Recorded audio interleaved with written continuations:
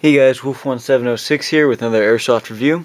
This is the Knights Armament PDW made by VFC. This is the 10-inch barrel version. I got this gun for $330 from Airsoft GI. It was a wholesale deal, really good deal. Normally the gun's $405, but let me tell you this first of all, this gun is completely worth it. Great gun, even if I was to spend $405 on it. It's VFC, you can't go wrong with it. This gun I've only used twice. I used it in field and CQB. It is a small gun, but in the field it's very accurate, and you should have no problem with it. I found it performed very well.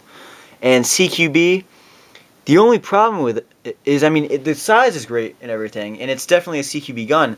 The only problem is most fields only allow 350 FPS, whereas this gun is shooting 400 FPS out of the box. I had it chrono today. Luckily, the CQB place that I play at lets you go up to 400, so I just made it. It shot 403, and then the second shot was 398. So most fields probably won't allow it. Outdoors, they'll allow it. But indoors, some places, it's going to be tough to get in. The little slip that I got from Airsoft GI says it chronoed at 381, but I got it chrono today, and it was shooting harder than that. So why don't we get started with the features of this gun. At the front, I do have a full metal M4 standard style flash hider on here. It came with the gun. When you take the gun out of the box, it does have an orange flash hider on there, plastic. It's not even glued on or anything like that. It's not even tight on there. You just screw that off and then screw this right on there. It's really easy to do. The inner barrel does stick out a little bit into the flash hider. I noticed that with a lot of VFCs. I don't know why. I guess it does get you a little bit more barrel length, but it's not a big deal. You shouldn't worry about it. It shouldn't be a buy or not buy decision.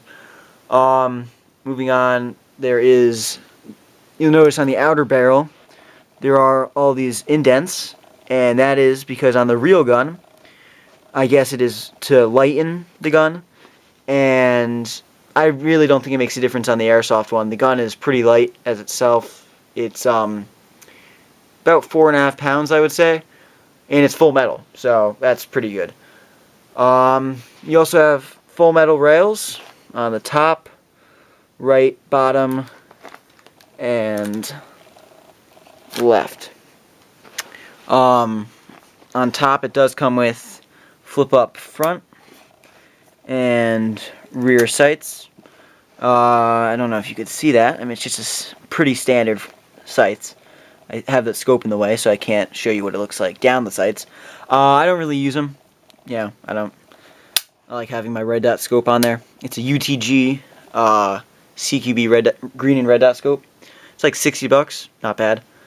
I also have just a regular foregrip on this gun, nothing special. It's not too big on the gun, but I think I do have an ergonomic foregrip, and that's pretty big, so I don't think it'd look very good on the gun. You also notice you have your battery connector right here. It sticks out the side of the rails. It does come with a PEC box right here. My battery doesn't fit in it. Not a very big PEC box, and I only have a 7.2 LiPo battery. So that's not great. Sorry, 7.4 LiPo battery. My bad. So that's a disappointment that it doesn't fit in. Here's the battery itself. Not very big at all. It doesn't fit in there. If you were to, there's to open it up, there's little screws here, up here, and somewhere else. Use an Allen wrench to get that open. A little bit of a process, but if you have a battery small enough, go ahead, use it. The mag that this gun came with was this right here. It has the Knights Armament logo on it, and it replicates the real steel PDW magazine. I'm not sure if in real life the magazine is metal or not. This one is polymer. It's pretty cheap mag, actually. I'm not a big fan of it. I don't use it. mostly because it's actually tough to get in the gun. Once you get it in, you have to slam it in, whereas my Magpul PMags just go in without a problem. Moving on, we have laser engraved trademarks here, and more right there. As you see, Knights Armament Company, Titusville, Florida, USA, caliber 6x35 millimeters, PDW. You have fire selectors here and here. The one on this side is actually a little wobbly. Didn't come like that, don't worry. There's a screw, you could just tighten it. And again, this gun's ambidextrous if you didn't notice.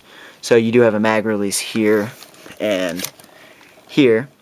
Now that was a selling point for me because I am left-handed. So there's not too many ambidextrous M4 type guns out there. So that was a selling point right there. You do have functioning charging handle. There's the hop-up in there. Don't know if you could see that. Might be a little too dark. It's a plastic hop-up, so not that great. Would appreciate a metal one, but it's alright. And then you have your release right here. Press that in. Everything goes back to normal. This little peg right here, that is to hold, that's to lock in the folding stock. And to fold in the stock, you just press this button right here, fold it in,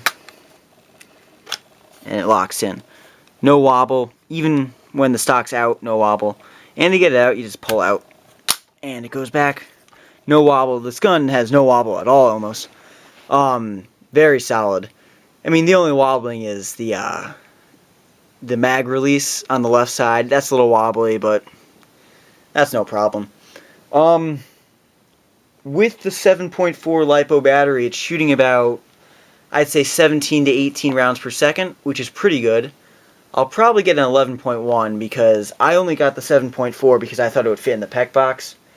Obviously it doesn't, so not really worth having such a small battery. The box that it came in looks like this. It's a little, sorry, can't really fit in the screen, but as you see, it's a little flashy. Not too much. It's a pretty small box because the gun is pretty small.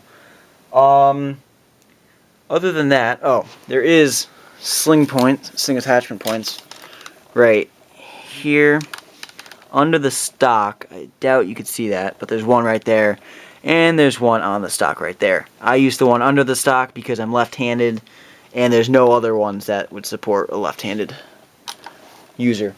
I do use actually it's Echo 1 1-point bungee sling, but the tag on it says SOCOM gear. Very good. I got it for like 22 bucks. It's great. So that's basically it.